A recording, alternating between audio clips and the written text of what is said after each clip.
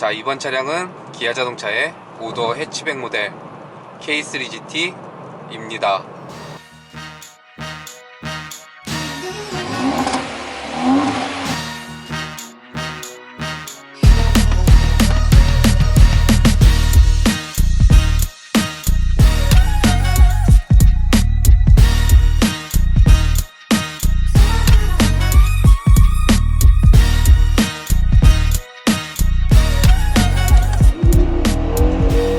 K3GT는 현대자동차의 아반떼 스포츠와 같은 포지션에 있으면서 파워트레인을 비롯해서 상당 부분을 공유하는 그런 모델입니다. 그러니까 무난한 일반 모델의 주행 성능을 강화해서 운전의 재미를 조금 더 더해준 그런 모델이라고 보시면 될 것 같은데요. 자, 먼저 디자인은 작년에 출시했던 신형 2세대 케이스를 기반으로 GT만의 디테일을 좀 더해줬는데요. 거기에 4도어 세단 바디 스타일 뿐만 아니라 현재 이 차량처럼 5도어 해치백 바디 스타일도 추가를 해줌으로써 라인업을 확장시키고 GT 모델만이 가진 특별함을 조금 더 부각시켜준 그런 모습을 보여주고 있습니다. 우선은 전면부는 그릴 부분이 형태는 동일하게 가는데요.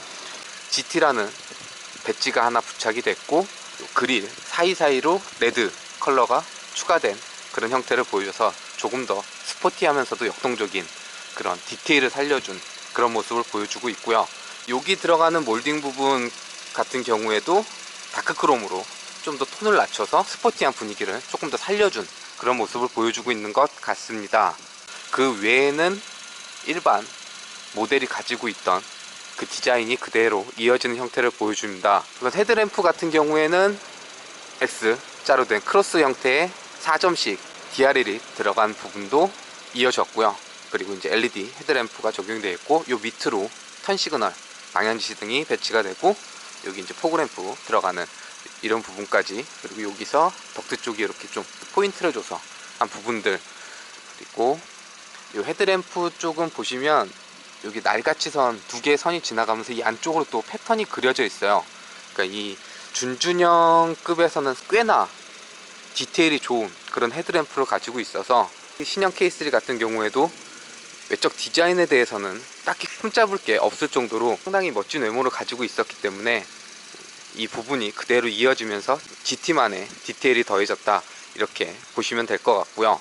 측면 부분도 K3 일반 모델하고 별다른 변화는 없습니다. 대신 이 모델은 5도어 해치백 모델이라 저 C필러 라인 뒤쪽부터 세단하고는 완전히 다른 그런 형태를 보여주고 있고요. 거기에 GT만의 디테일이 더해진 부분은 여기 휠 부분 되겠죠. 휠이 새롭게 디자인된 GT 전용 휠 디자인이 적용이 되었고요. 사이즈는 18인치입니다. 그리고 여기 뭐 센터락 같이 이렇게 모양을 살려줘서 레드라인 넣고 로고 새겨준 이 부분도 괜찮고, 전체적인 휠의 디자인도 좀 살이 많은 스타일이긴 한데 꽤 이뻐 보입니다.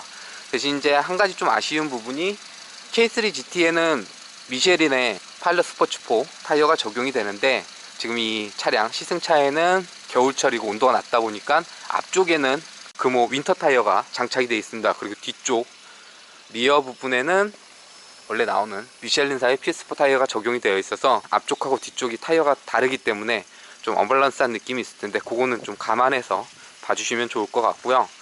그리고 사이드 미러 쪽도 바디 컬러랑 다른 블랙 컬러가 적용이 되고, 이 사이드 스커트 쪽에도 이렇게 몰딩 부분이 블랙 컬러로 적용이 되면서 꾸며진 디테일이 보이고요. 그리고 리어 후면부는 전면부하고 측면부에서는 일반 모델하고 크게 차이 없이 약간의 디테일을 더해서 GT만의 디자인을 보여줬다고 하면, 후면부는 꽤 많이 바뀌었습니다.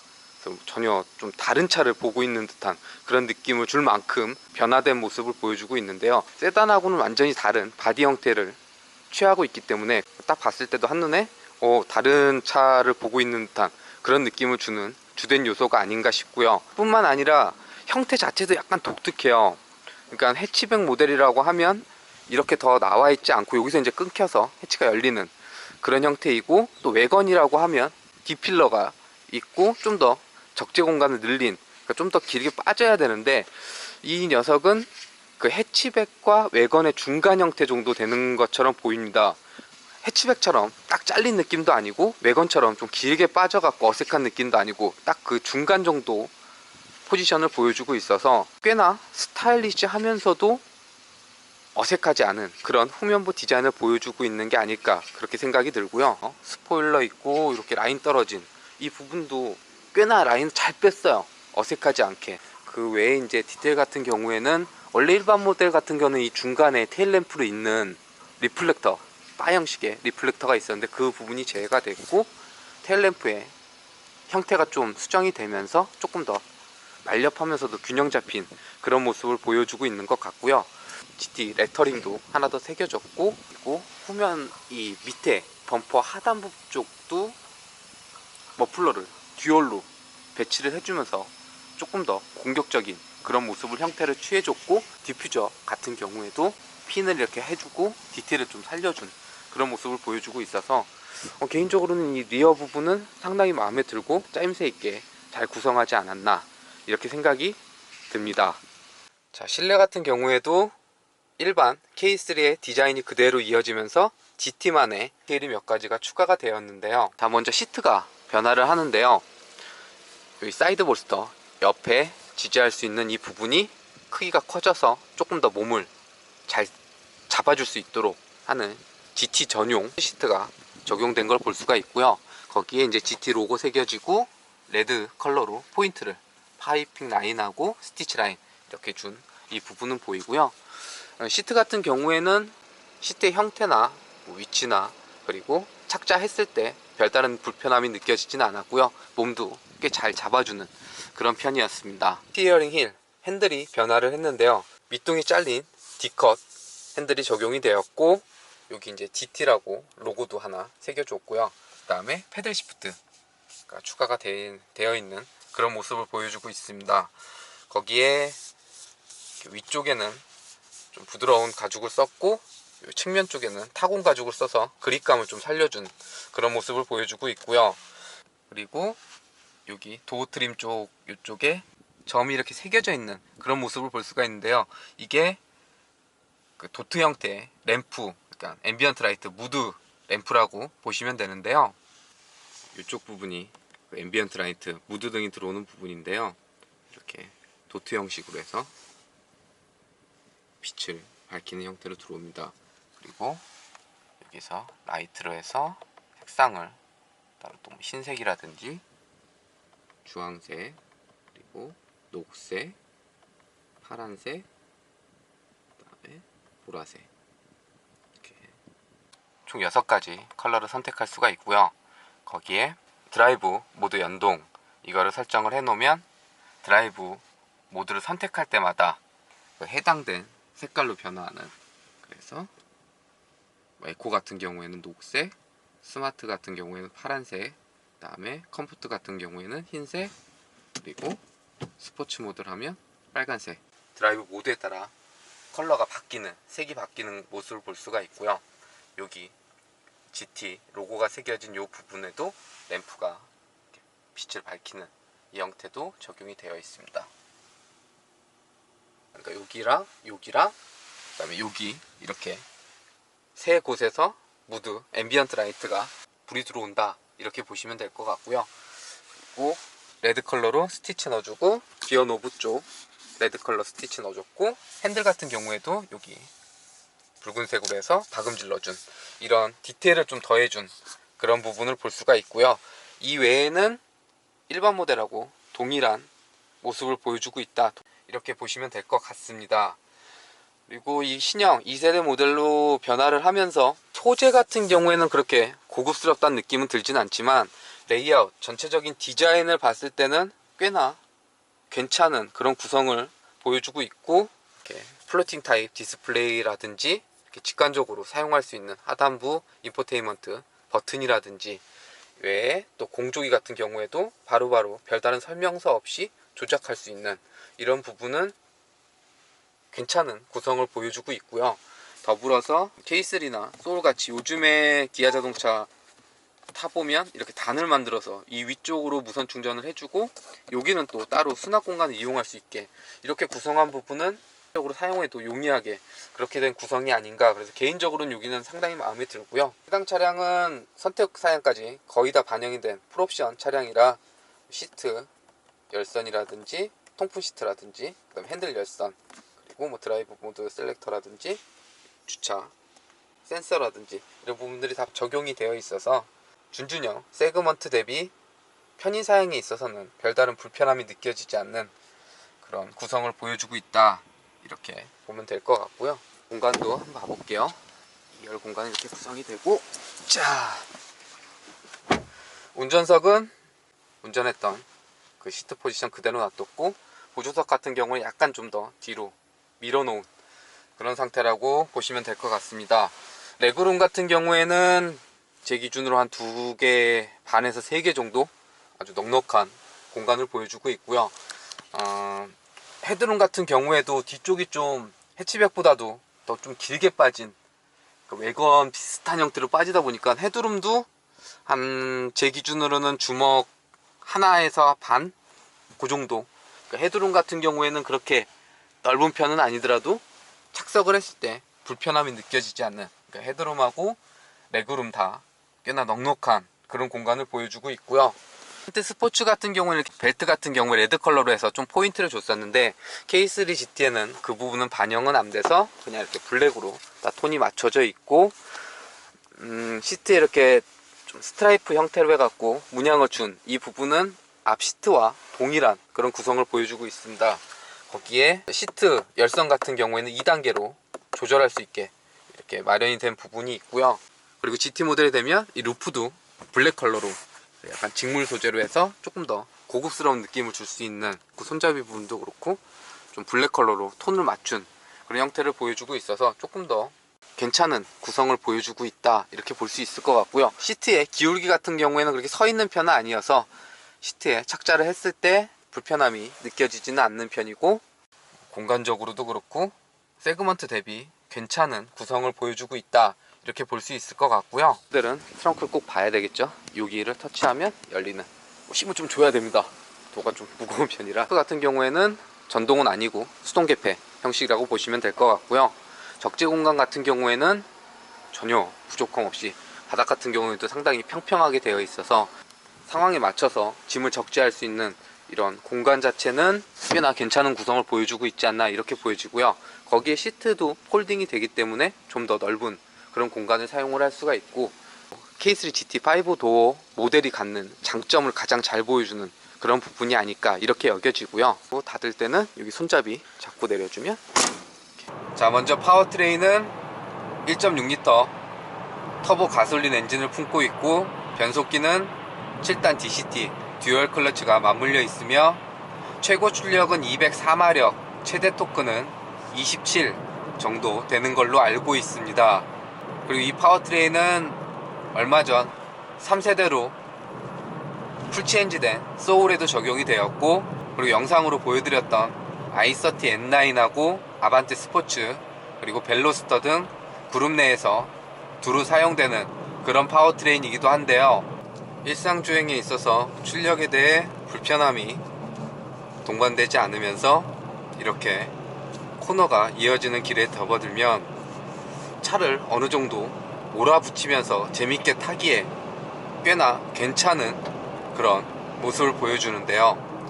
먼저 주행 모드는 컴포트로 주행을 해보면, 컴포트 모드일 때는 가속 페달을 밟으면 일정하게 속도가 증가되는 그런 모습을 보여주고, 변속 타이밍 같은 경우에도 자연스럽게 넘어가는, 보통 가속 페달을 이렇게 급격히 가져가도 5천 가까이 가면은 바로 변속을 해버리더라고요. 거기에 제동을 했다가 다시 재가속이 이루어질 때의 반응도 꽤 괜찮은 그런 모습을 보여줍니다. 이 리스폰스 같은 경우에도 꽤 괜찮은 편으로 보이고요. 일반 모드에서는 이렇게 가속 페달을 해서 주행이 이루어지면 어느 정도 배기음도 들리면서 언덕길에 있어서도 출력에 대한 불편함 없이 잘 치고 나가는 그런 모습을 보여줍니다. 근데 이 상태에서 스포츠 모드로 변경을 하면 뒤쪽에서 들리는 게 아니라 앞쪽에서 들려요. 그러니까 이게 사운드 제너레이터라고 해서 가상 배경 스피커로 들려주는, 그게 이제 엔진 사운드랑 결합이 돼서 나오는 소리가 들리는데, 이게 운전을 하는 재미에 있어서는 자극적인 소리를 더 들려주다 보니까 재미적인 부분에 있어서는 괜찮습니다. 그리고 이렇게 한두 번 듣고 가끔 들을 때는 괜찮은데, 이게 좀 계속 들으면 이질감이 있어서 이 부분은 호불호가 갈릴 것 같은 그런 부분 같고요.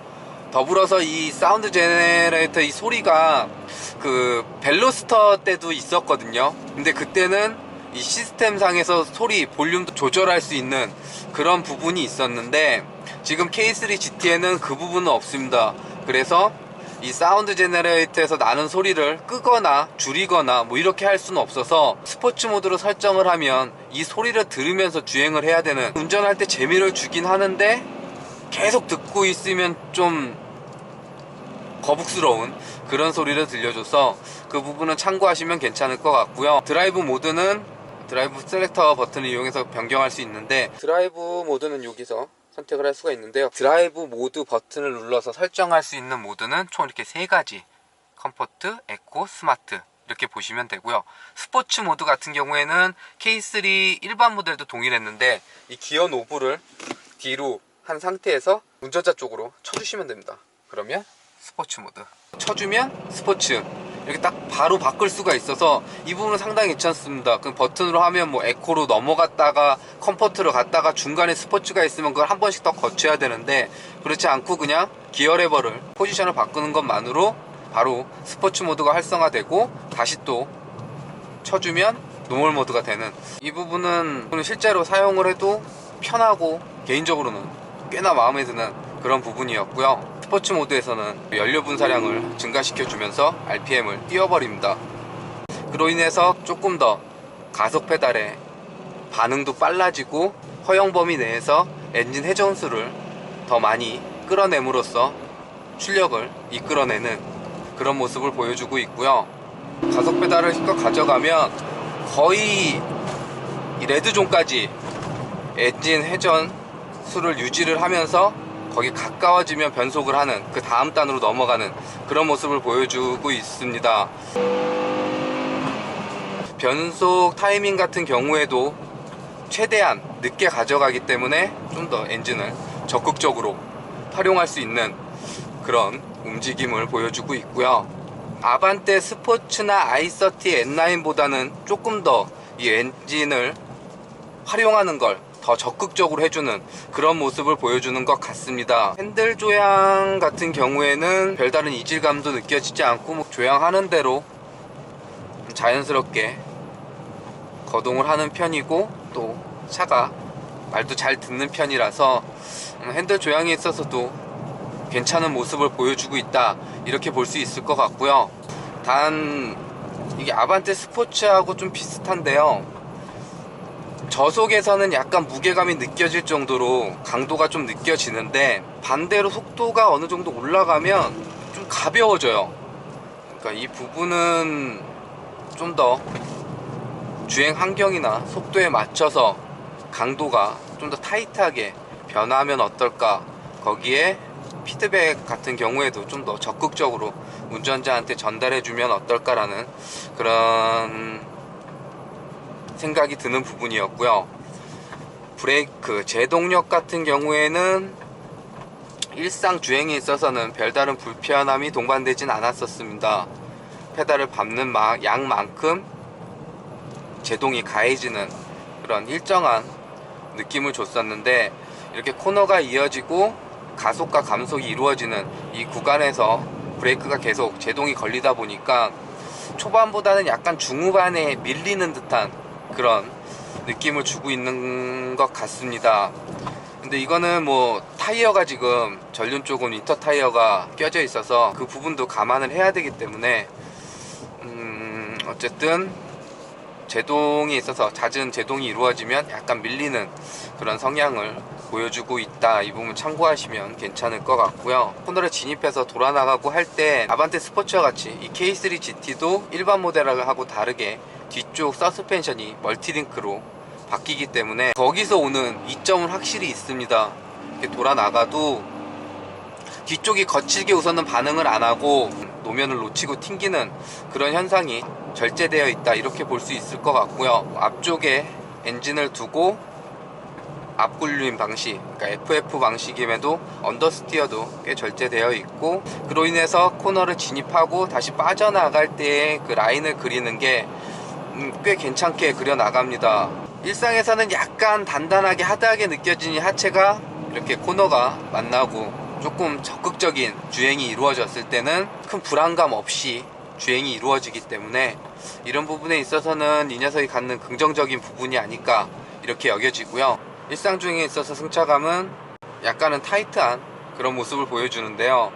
일반 모델보다는 확실히 좀 더 하드한 그런 세팅이 되어 있고, 이렇게 노면이 고르지 못하거나 요철을 지나갈 때, 이럴 때는 시트로 그 노면 상태를 어느 정도 전달해주는 그런 모습을 보여줍니다. 근데 그 전달됨이 승차감을 해칠 만큼의 불편하다고 느낄 만큼의 그런 느낌은 아닌데, 그래도 주행이 지속되면 피로도가 쌓이는 그런 부분은 있는 것 같고요.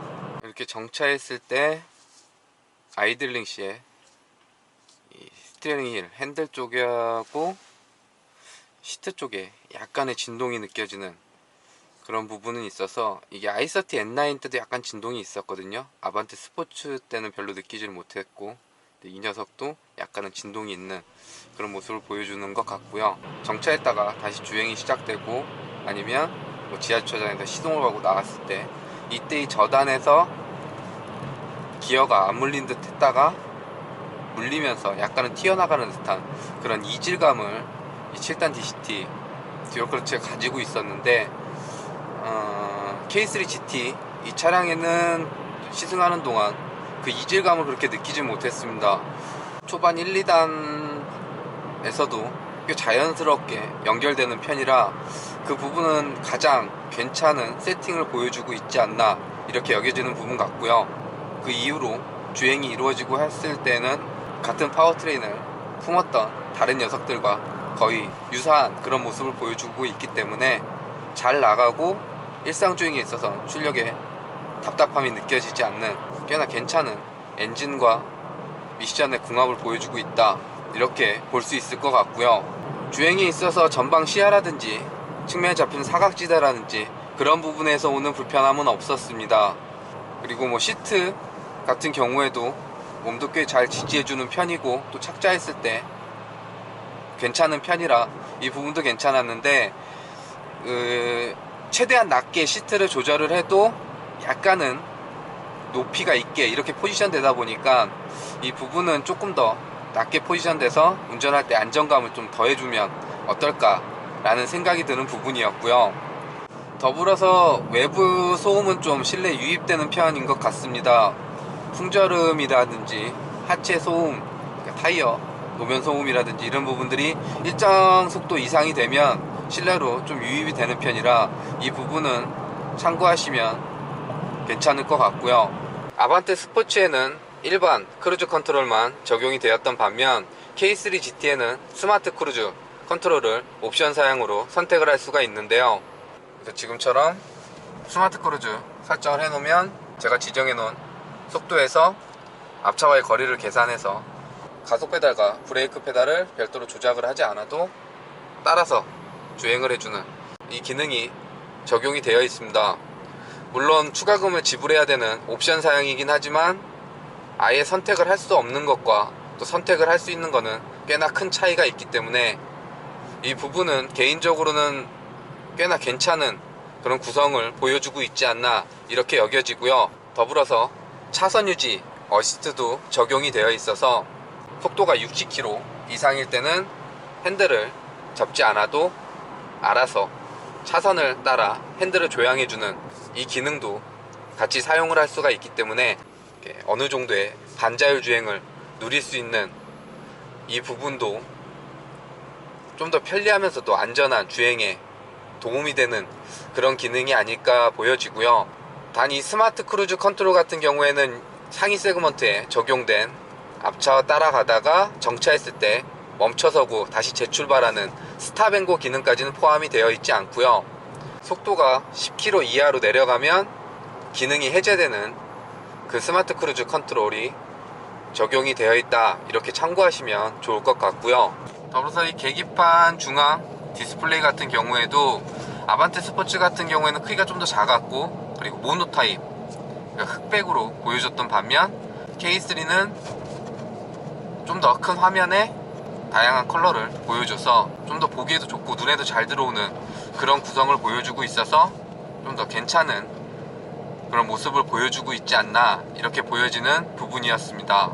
연비 총 주행거리는 472.6km, 그리고 트림상 연비는 리터당 13 정도 수치를 보여줬는데요. 그러면 남은 주유랑 갔다가 이동할 수 있는 거리가 82km 정도 나오니까 풀탱크 주유하면 대략 한 550km 정도 이동할 수 있는 연비를 보여줬다고 참고하시면 좋을 것 같고요. 마지막으로 가격은 가장 기본 사양이 1990 몇만원, 그러니까 2000만원이라고 봐야 되겠죠. 2000만원부터 시작해서 현재 지금 시승하고 있는 이 차량에는 선택 옵션이 거의 다 들어간 풀옵션 차량으로 2700 몇십만원 정도 되는 걸로 알고 있습니다. 아반떼 스포츠와 더불어서 이 정도 가격에 어느 정도 운전의 재미를 느낄 수 있는 또 다른 선택지가 추가된 부분은 참 반가운 일이 아닐까, 이렇게 생각이 들었고요. 일반 세단 형태뿐만 아니라 5도 해치백 모델을 추가해 줌으로써 조금은 더 특별해 보였던 기아 자동차의 K3 GT였습니다.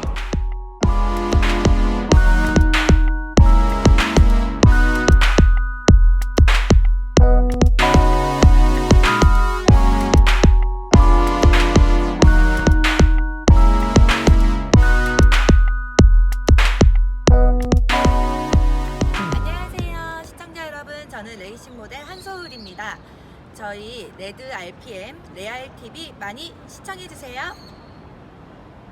네, 안녕하세요. 예, 개그맨 양성국입니다. 우리 또 자동차 전문 TV 레알 TV 여러분들 많이 시청하고 계신데 더욱더 재미있는 소식이 많이 있으니까 여러분들 레알 TV 많이 시청 부탁드립니다. 레알 TV 많이 사랑해주세요.